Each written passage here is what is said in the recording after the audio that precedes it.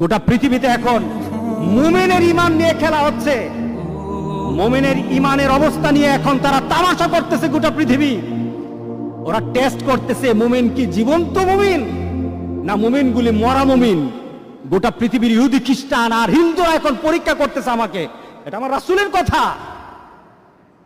মরে দেখো তোমার শান, তোমার মর্যাদা, তোমার অবস্থান, তোমার ক্ষমতা, তোমার অর্থ, মরে দেখো।